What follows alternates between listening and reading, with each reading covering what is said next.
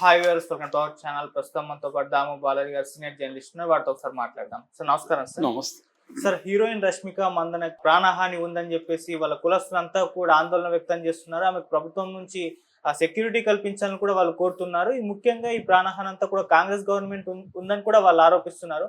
మరి ఏం జరిగింది? నిజంగా ప్రాణహాని ఉందా? మరి దీని పట్ల మీ ఒపీనియన్ ఏంటి సార్? రష్మికకి ప్రాణహాని ఉందని రష్మికకు సంబంధించిన కులస్తులు నిన్న ఆందోళన చేశారు.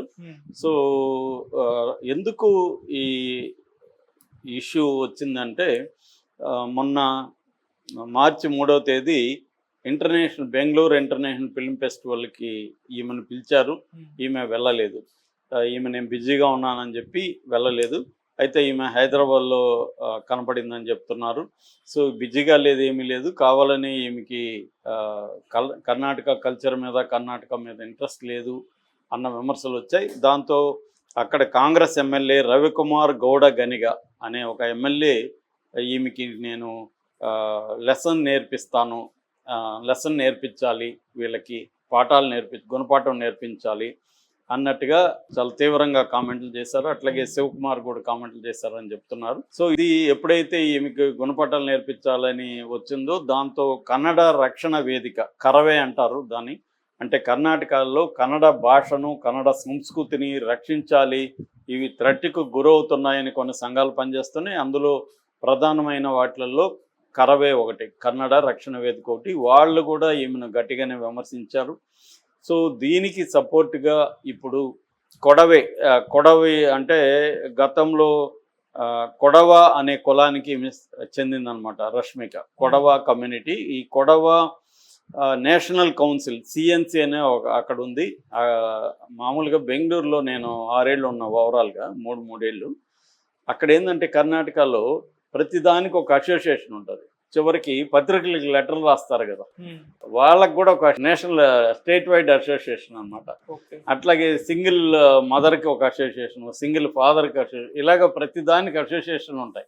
మేము ఇప్పుడు సరదాగా అనుకునేవాళ్ళం మనం ఒక అసోసియేషన్ పెడదామా అని. అట్లా ఉంటాయన్నమాట. అట్లా ఈ కుల సంఘాలు కూడా అక్కడ చాలా స్ట్రాంగ్గా ఉంటాయి. అట్లా కొడవ అనే కమ్యూనిటీ ఈమెకి ఇప్పుడు రక్షణగా నిలిచింది.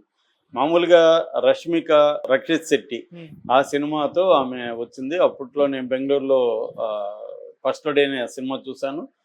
అప్పట్లోనే ఈమెకు మంచి పేరు వచ్చింది. ఫస్ట్ సినిమాతోనే బ్రహ్మాండమైన, నిజానికి దాంట్లో 2 హీరోయిన్లు, ఈమె ఒక హీరోయిన్, కానీ ఈమెకు మంచి పేరు వచ్చింది దాంట్లో. ఆ తర్వాత ఆమెకి ఛాన్సులు వచ్చింది. ఆ తర్వాత ఆమె తెలుగులో బాగా షైన్ అయింది.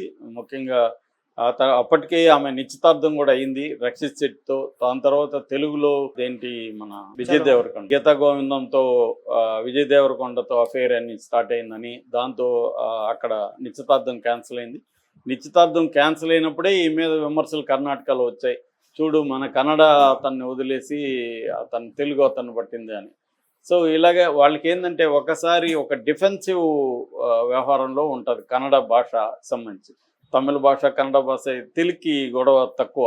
తెలుగు భాషను పరిరక్షించాలని ఈ మధ్య మాట్లాడుతున్నారు, కానీ అంత గట్టిగా ఏమి ఉండదు ఇక్కడ. ఎందుకంటే ఆ మాట్లాడే వాళ్ళు కూడా వాళ్ళ పిల్లల్ని ఎవరిని తెలుగు మీడియంలో చదివించరు.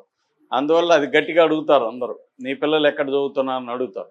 నిజానికి బెంగళూరు కూడా అదే పరిస్థితి. బెంగళూరులో నాన్ కన్నడ పాపులేషన్ ఎక్కువ ఉంటుంది. నాన్ కన్నడ లాంగ్వేజెస్ మాట్లాడే వాళ్ళు ఎక్కువ ఉంటారు. రెండోది వాళ్ళు కన్నడ వాళ్ళు పాపం చాలా లిబరల్గా ఉంటారు. వాళ్ళు మనం తెలుగు కష్టపడి కన్నడ మాట్లాడితే కూడా మనకు తెలుగు అని అర్థమైపోతే వాళ్ళే తెలుగులో మాట్లాడుతారు.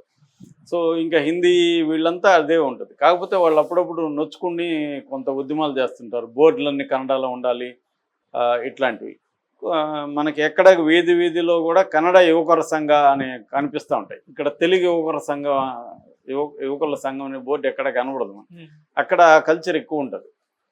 సో అందువల్ల అక్కడ లింగ్విస్టిక్ పాలిటిక్స్ అంటారు, లింగ్విస్టిక్ నేషనలిజం అంటారు.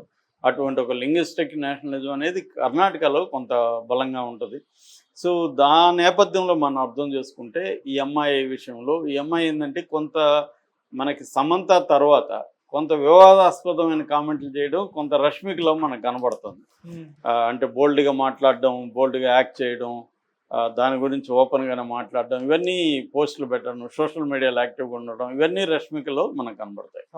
సో అలాగా పుష్ప 1 and 2లో కానీ, తర్వాత యానిమల్లో కానీ బోల్డ్గా, ముఖ్యంగా పుష్ప 2లో, తర్వాత అదే ఫీలింగ్స్ పార్ట్లో కానీ, యానిమల్ అయితే ఇంకా బోల్డ్గా యాక్ట్ చేయడం, వీటన్నిటిలో ఈమెకి కన్నడ వాళ్ళ నుంచి కూడా విమర్శలు వచ్చాయి. ఆ తర్వాత 2022లో కాంతారా రిలీజ్ అయినప్పుడు కర్ణాటక బెంగళూరు ఎయిర్పోర్ట్లో ఈమెను కాంతారా చూసారా మీరు అని అడిగితే నేను చూడలేదని చెప్పాను.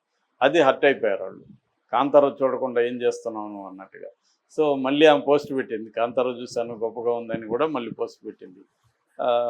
ఆ తర్వాత నాది హైదరాబాద్ నా హోమ్గా ఫీల్ అవుతానని చెప్పింది. అంటే కర్ణాటక నీకు హోమ్ కాదా అని మళ్ళీ వాళ్ళు అక్కడ స్టార్ట్ చేశారు. ఇలాగా ఏది మాట్లాడినా రష్మిక వివాదం అవుతూనే ఉంది. కన్నడ వాళ్ళు రష్మికను అటాక్ చేస్తున్నారు. ఎందుకంటే రష్మిక పాన్ ఇండియా హీరోయిన్ అయిపోయింది. ఒక సమంత లాగా రష్మిక కూడా పాన్ ఇండియా. ఎందుకంటే ఇప్పుడు హీరోయిన్లకైనా హీరోలకైనా తాము గో బిగ్ అనేదే వాళ్ళ గోలు. పెద్దగా అవ్వాలి, పెద్దగా అవ్వాలి. పెద్దగా అయితే రెమ్యునరేషన్ కూడా ఎక్కువ వస్తాయి. ఇప్పుడు సమంత 15 crores వరకు తీసుకుంటుందని మన ఎవరు చెప్తున్నారు.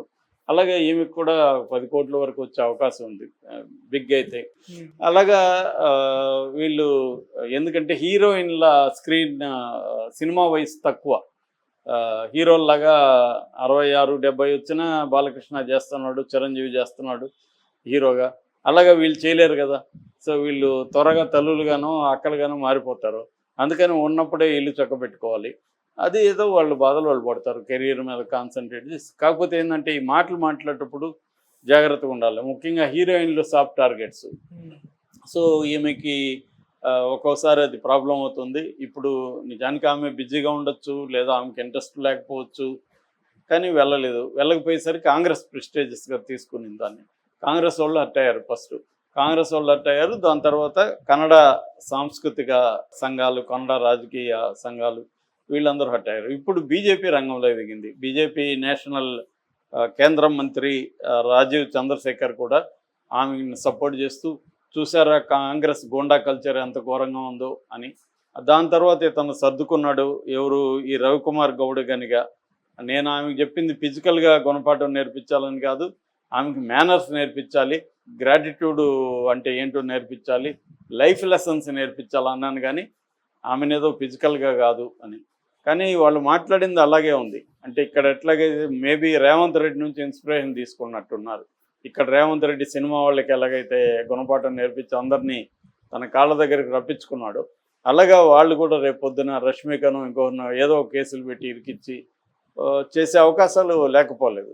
ఎందుకంటే ఇది ఒకరిని చూస్తూ ఇక్కడ కాంగ్రెస్ చూడు రేవంత్ రెడ్డి అలాగ ఉండాలని వాళ్ళు అనుకునే అవకాశం ఉంటుంది.